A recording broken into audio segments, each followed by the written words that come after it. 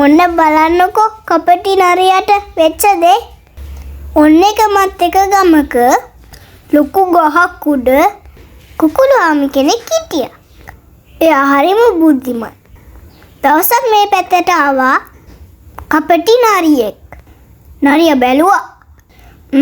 මේ කුකුල නම් කොමාරි අල්ලගෙන කන්න ඕනේ කියලා යාට හිතුණා. නරියා හිමින් ගහ ළඟට ඇවිත් හරිම යාළු පාටින් මේම කිව්වා. අනේ කුකුළුහාමි, දන්නවද වැඩක්? දැන් මුළු ලෝකෙම සත්තු යාළුවෝ වෙලා. ඊට පස්සේ කවුරුත් කාටවත් කරදර කරන්නේ නැහැ. ගියලා කිව්සුමක් ගැව්වා. ඉක්මනට පාරට එන්නකෝ.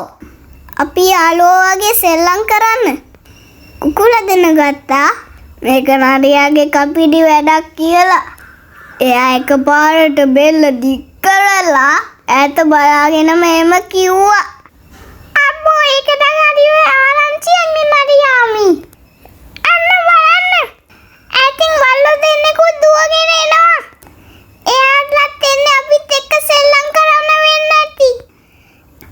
ඒක ආපු ගමන් නරියා බය වෙලා වෙවුලන්න ගත්තා. අයෝ මට පොඩි වැඩක් අමතකුණා. මම ඉක්මනට යන්න ඕනේ.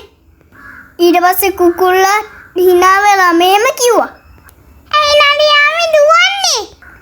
දැන් හැමෝම යාළුවෝ නම් ඔයාලා මොකද බල්ලන්ට බය වෙන්නේ?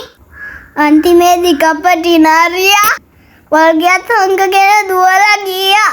මේ කතාවේ අපිට අපට ගන්න තියෙන පාඩම තමයි අනුන් කියන පළියට කපටි කතාවලට රැවටෙන්න එපා. හොඳට බුද්ධියෙන් හිතලා බලන්න.